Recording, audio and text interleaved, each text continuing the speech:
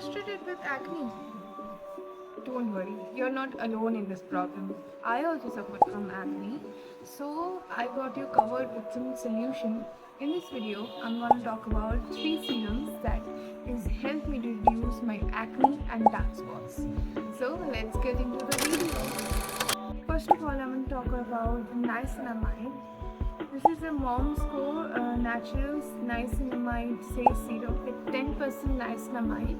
Niacinamide is a super ingredient that reduces your sebum productions and get rid of your dark spots and help with your acne scar. The next I'm gonna talk about is salicylic acid. This is from Minimalist, 0.2% salicylic acid face serum. This helps to kill your acne bacteria. This is a hydroxy acid within it. So this also helps with your whitehead and blackheads. This just for only 599 rupees, very affordable for your acne marks too.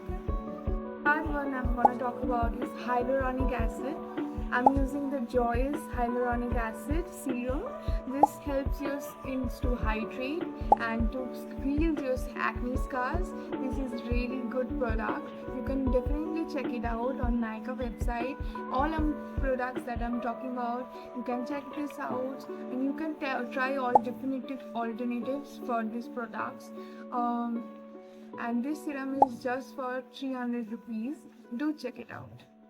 I think serums overnight, this will help you to kill your acne marks and your acne, and do check it out for 3 to 4 months for visible results. And these serums you can definitely check it out on Nykaa on different websites, but these serums help you with your acne scars. This will help you to heal with your acne journey, and these 3 products are very much helped me towards my acne journey, because it's so useful products. You can definitely check it out, the cheaper versions of these products, and do let me know in the comment section below if you have any other options or alternatives of these products.